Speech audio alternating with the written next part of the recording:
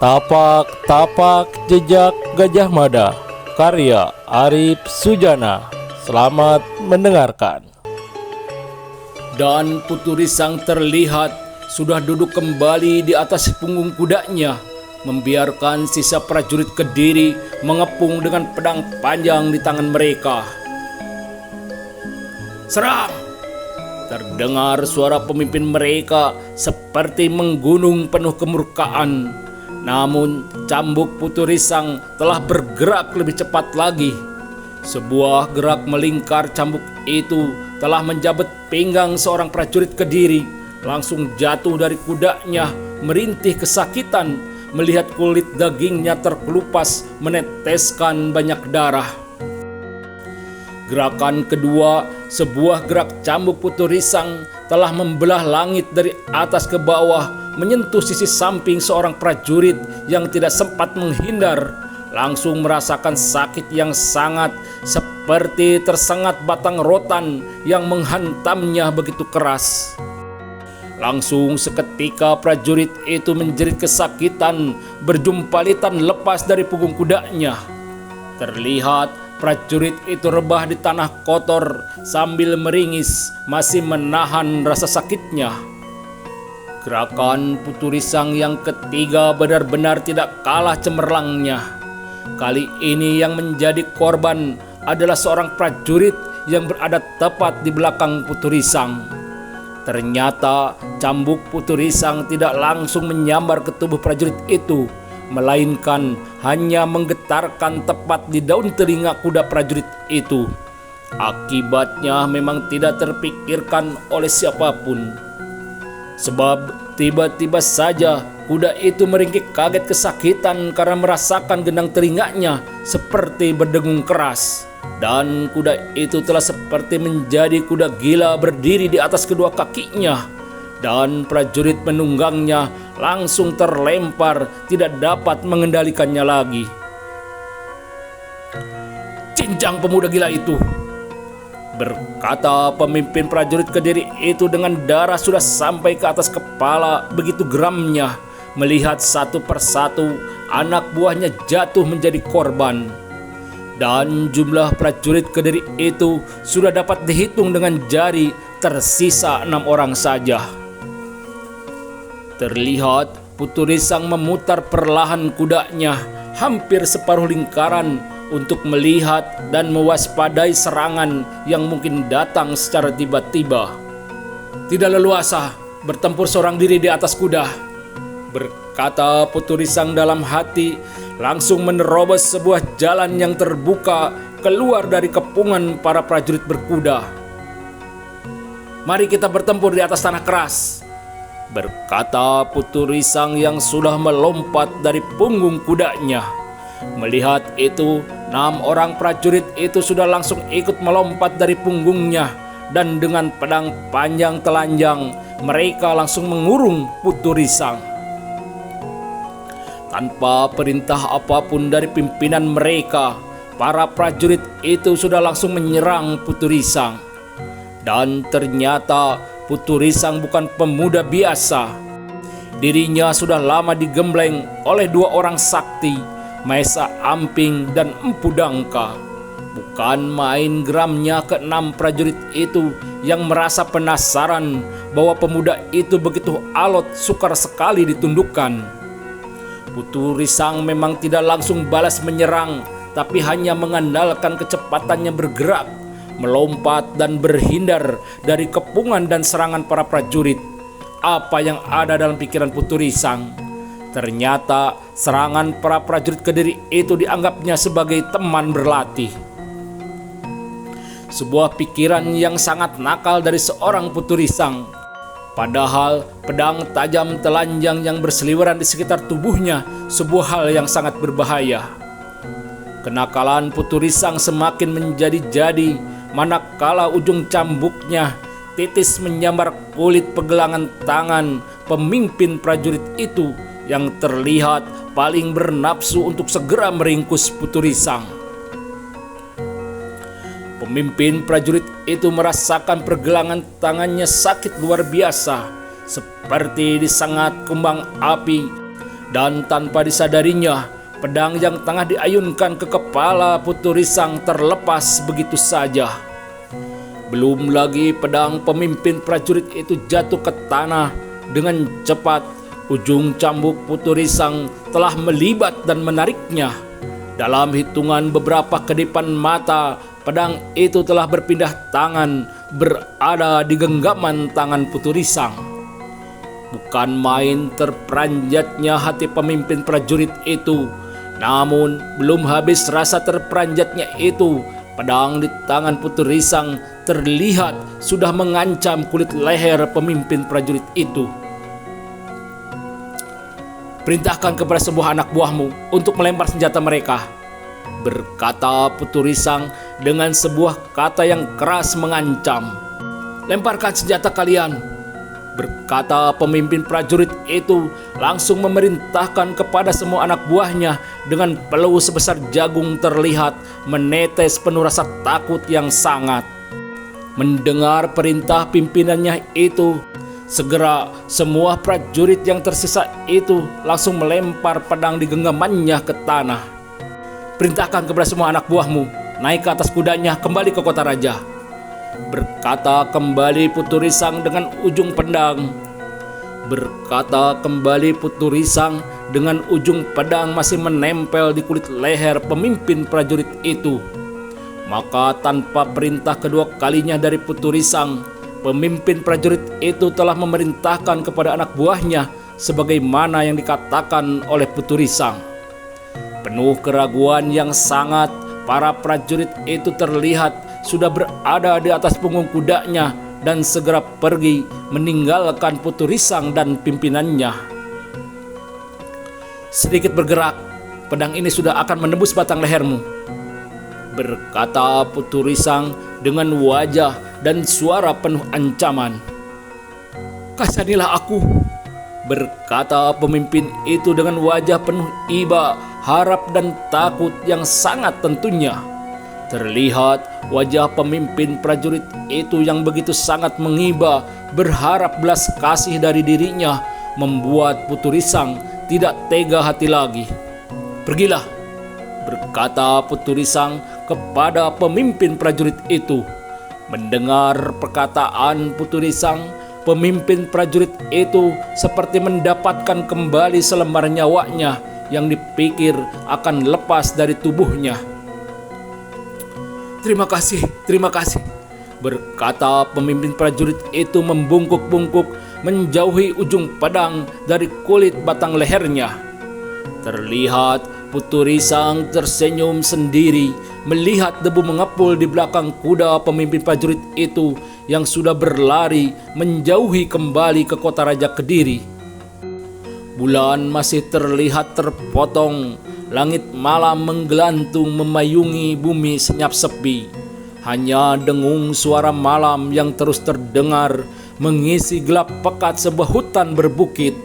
Terlihat seorang pemuda masih terus berjalan menuntun seekor kuda. Ketika pemuda itu berada di atas sebuah tanah lapang datar di antara jalan mendaki, sedikit sinar bulan menerangi wajah pemuda itu yang ternyata adalah Putu Risang. Dengan terpaksa, Putu Risang memilih jalan melambung, menghindari jalan yang biasa dilalui oleh banyak orang, memilih jalan melintasi sebuah bukit dan hutan agar para prajurit Kediri yang diyakini akan kembali mengejarnya tidak akan dapat mengikutinya.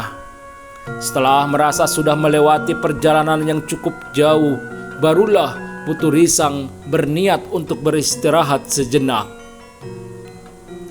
Terlihat Putu Risang telah bersandar di sebuah batu besar sedikit terhindar dari terpaan angin dingin malam di atas bukit berhutan itu. Perlahan tapi pasti warna langit berangsur-angsur berubah warna, sedikit memerah dipancari sumber cahaya kuning keemasan dari ujung timur bumi. Sang fajar memang baru terbangun mengintip di ujung lengkung langit timur. Perlahan terdengar suara ayam hutan saup di kejauhan saling bersahutan. dan Putu Risang terlihat mulai menggeliat membuka matanya. Namun pendengarannya yang sudah terlatih seperti mendengar beberapa suara. Terlihat Putu Risang dengan sigapnya bersembunyi di sebuah sela-sela batu, sementara kudanya sudah diikat di sebuah tempat yang tersembunyi. "Jejaknya menuju ke arah ini," berkata seseorang yang berjalan nampak paling muka, diikuti beberapa orang yang mulai terlihat muncul dari jalan yang menurun. "Para prajurit Kediri," berkata Putu Risang dalam hati mengintip dari sela-sela batu.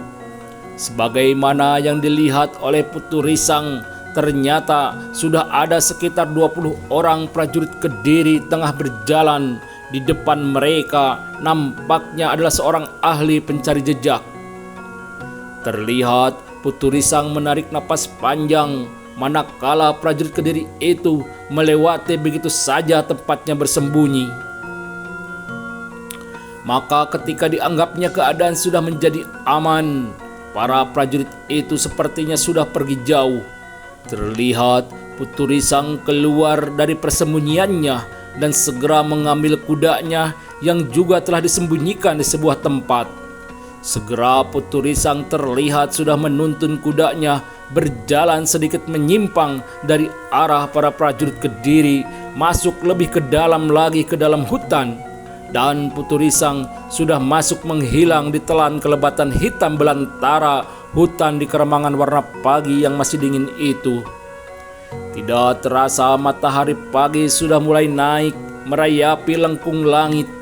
Beberapa cahayanya terlihat menembus di sela-sela daun dan dahan pepohonan di kedalaman hutan yang lebat itu. Hari di dalam hutan lebat itu sudah mulai terang pagi. Jalan yang ditempuh oleh Putu Risang adalah jalan sedikit mendaki sebuah bukit perawan. Akhirnya Putu Risang mulai sedikit lega ketika mulai melihat kerapatan pohon semakin berkurang dan akhirnya telah tiba di ujung muka hutan itu, berupa sebuah tanah datar dengan hanya 1-2 buah pohon yang terlihat tumbuh di antara sela-sela batu cadas. Dan Putu Risang terlihat sudah berdiri di atas sebuah puncak bukit. Ternyata ujung muka hutan itu berakhir di sebuah puncak bukit yang cukup tinggi, di mana di hadapannya adalah sebuah jalan menurun yang cukup terjal berupa tanah cadas keras berbatu. Dengan susah payah Putu Risang terlihat tengah menuruni jalan cadas menurun itu sambil menuntun kudanya. Terlihat Putu Risang berjalan dengan begitu berhati-hati karena terkadang harus berjalan di atas sejengkal tanah berbatu di mana di bawahnya terlihat jurang menganga. Tidak terbayangkan siapapun yang terjatuh akan hancur terhempas. Syukurlah akhirnya Putu Risang dapat dengan selamat tiba di bawah jurang bersama kudanya. Putu Risang sudah berada di sebuah tanah lapang berbatu yang tandus. Nampaknya jarang sekali manusia yang pernah datang di tempat ini. Sementara itu matahari pagi sudah berada sedikit miring mendekati puncak langit. Sinar cahaya pagi terasa menyengat tubuh. Putu Risang di atas punggung kudanya melangkah perlahan, sudah cukup jauh menyisir celah bukit itu, mencoba mencari arah jalan pulang. Arah timur matahari. Begitulah Putu Risang mencari arah jalan kembali ke bumi Majapahit. "Seekor kuda!" berteriak seseorang. Entah dari mana tiba-tiba saja muncul di hadapan Putu Risang 4 orang yang berbadan tinggi besar. Putu Risang seperti tidak percaya dengan apa yang dilihatnya. Apa yang membuat Putu Risang seperti menemukan sesuatu yang aneh di hadapannya?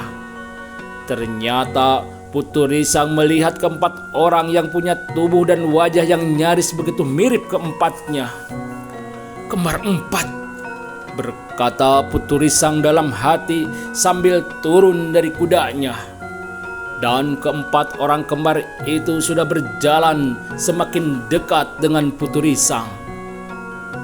"Menyingkir dari kudamu," berkata salah seorang di antaranya.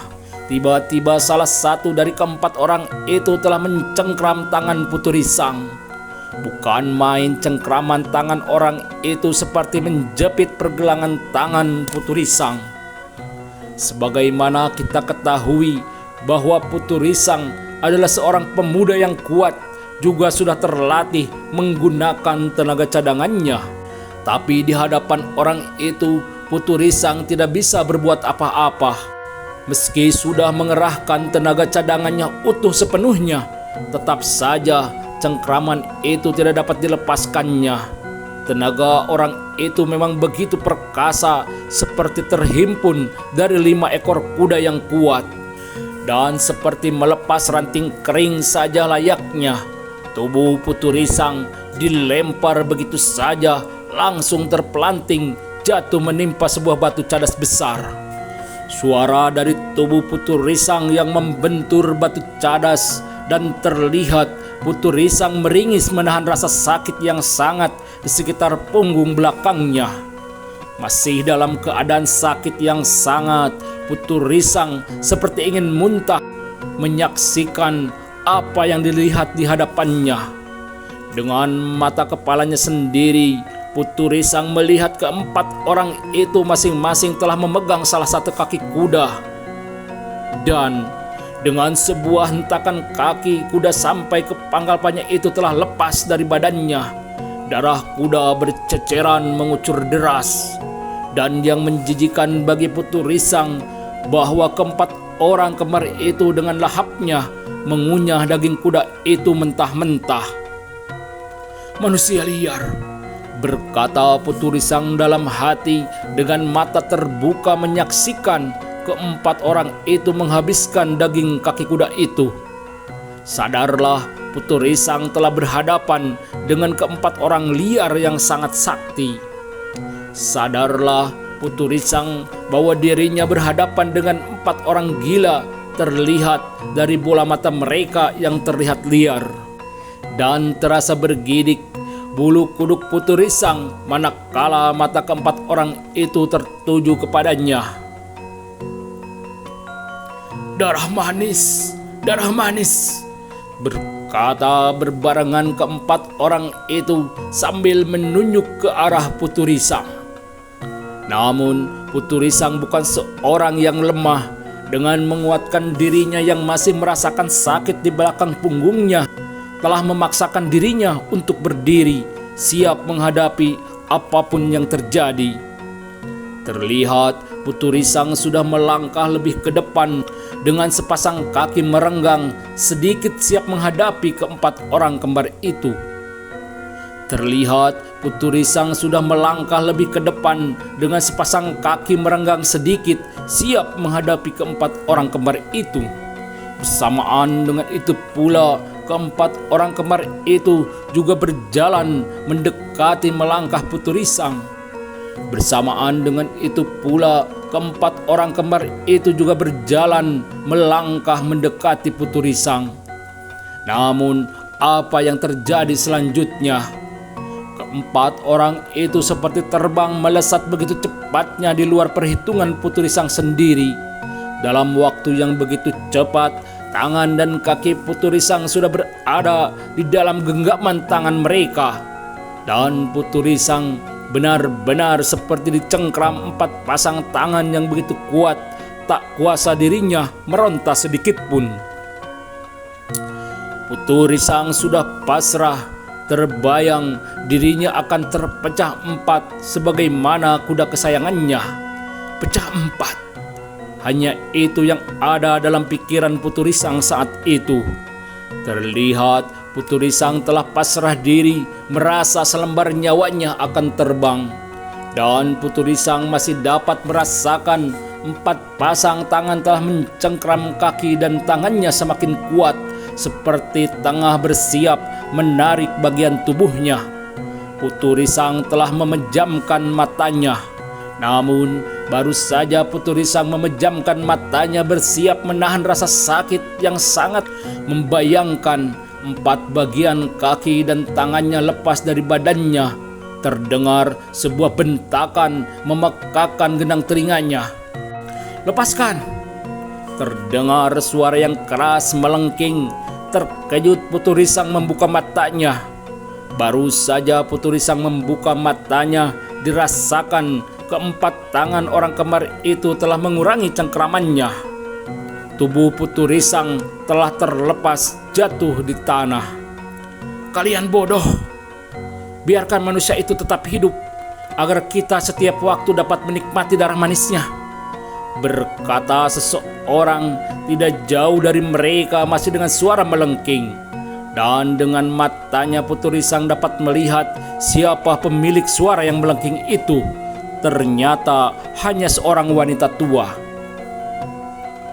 Putu Risang masih terbaring di tanah melihat keempat orang kembar itu mundur bersamaan. Sepertinya mereka begitu takut dengan wanita tua itu. Putu Risang masih melihat wanita tua itu mendekat menghampirinya. Wajahnya terlihat telah dipenuhi banyak kerutan dengan rambut putih seluruhnya berurai begitu saja dan panjang hingga sampai ke pinggang. Dan matanya, Putu Risang melihat sorot sinar mata wanita tua itu begitu tajam, membuat siapapun yang memandangnya akan bergidik, tidak berani lagi menatap langsung bola mata itu. Dan sebagaimana gerakan keempat orang kembar itu, wanita tua itu seperti terbang melesat. Tiba-tiba saja Putu Risang merasakan sebuah jari tangan dingin menyentuh tengkuknya. Ternyata wanita tua itu telah melumpuhkan Putu Risang yang nyaris tidak dapat menggerakkan seluruh tubuhnya. Tapi diam-diam Putu Risang mencoba mengerahkan tenaga cadangannya, hawa murninya, untuk menembus urat darah yang ditutup oleh wanita tua itu. "Ternyata kamu punya sedikit hawa murni," berkata wanita tua itu sambil sedikit tersenyum mengetahui apa yang sedang dilakukan oleh Putu Risang. Dan Putu Risang melihat senyum wanita itu begitu sangat menakutkan. Sebuah senyum yang berasal dari seorang yang berhati dingin, seorang yang sangat begitu kejam, tidak mempunyai sedikit pun rasa belas kasihan. Dan tiba-tiba saja Putu Risang merasakan kedua pergelangan tangan dan kakinya diremas dengan begitu kerasnya. Suara rintihan itulah yang ingin dikeluarkan dari tenggorokan Putu Risang. Tapi Putu Risang yang sudah dilumpuhkan sekujur tubuhnya itu juga tidak mampu bersuara apapun. Tapi Putu Risang yang sudah dilumpuhkan sekujur tubuhnya itu tidak mampu bersuara apapun. Yang dirasakan Putu Risang adalah seluruh tenaga wadagnya begitu lemah dan tenaga cadangannya seperti terkuras habis hilang. "Bawa manusia ini ke dalam goa. Jaga sampai tiba saatnya bulan purnama agar kita dapat berpesta menikmati manis darahnya," berkata wanita tua itu terdengar di telinga Putu Risang. Dan Putu Risang seperti seonggok daging hewan buruan yang lemas, tidak berdaya, terlihat tengah diseret begitu saja oleh salah satu dari keempat orang kembar, membawanya masuk ke dalam sebuah goa yang tidak begitu jauh dari tempat awal pertama kali Putu Risang melihat mereka. Ternyata mereka bertempat tinggal di sebuah goa. Terlihat Putu Risang masih diseret masuk lebih dalam lagi ke sisi goa yang berujung buntu. Disitulah Putu Risang ditinggal tergeletak tidak berdaya seorang diri. Meski tenaganya terasa hilang tak berdaya, Putu Risang masih mampu melihat keadaan suasana goa di mana dirinya seorang diri ditinggalkan. Masih ada sedikit cahaya berasal dari muka goa membuat Putu Risang dapat melihat sekeliling dirinya. Bergidik bulu kuduk Putu Risang melihat ada beberapa tulang belulang di sekitarnya. Disinilah mereka membantai korbannya. berkata Putu Risang dalam hati sambil membayangkan bahwa lambat atau cepat dirinya akan menjadi korban berikutnya. Ternyata pertualanganku hanya sampai di sini, berkata kembali Putu Risang dalam hati, masih dalam keadaan tergeletak, tidak mampu menggerakkan sedikit pun anggota tubuhnya. Dan akhirnya Putu Risang merasakan suasana gua itu menjadi semakin gelap gulita. Ternyata sumber cahaya di luar gua telah mulai mendekati waktu sandikala.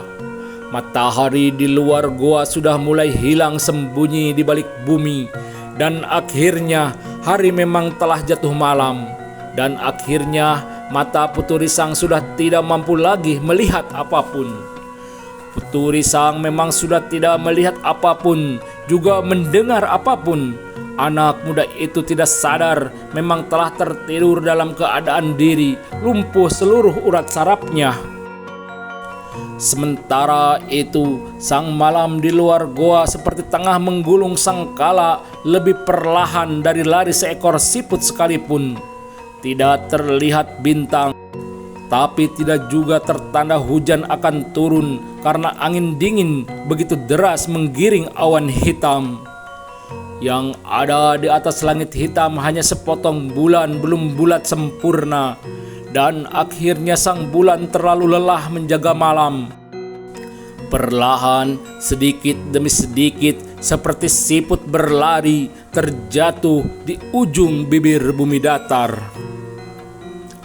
Pagi sudah hadir di atas bibir goa, dan para penghuni goa itu sudah terlihat menggeliat terbangun. Juga Putu Risang yang berada di ujung goa buntu. Seni melumpuhkan urat saraf wanita tua itu memang begitu hebat dan sangat kuat. Tapi seiring perjalanan waktu, daya lumpuhnya semakin pudar. Terlihat Putu Risang sudah mampu menggerakkan seluruh anggota tubuhnya. Putu Risang sudah mulai menangkap suara-suara para penghuni gua itu yang berada di ujung sebelah bibir gua. Tapi tidak terlalu lama, suara mereka telah hilang begitu saja dari pendengaran Putu Risang. Karena memang mereka telah keluar semuanya dari dalam goa. Tapi Putu Risang tidak dapat menduga-duga apa yang dilakukan para penghuni goa pagi itu di luar sana. Terlihat Putu Risang perlahan bergerak menyandarkan tubuhnya ke dinding goa.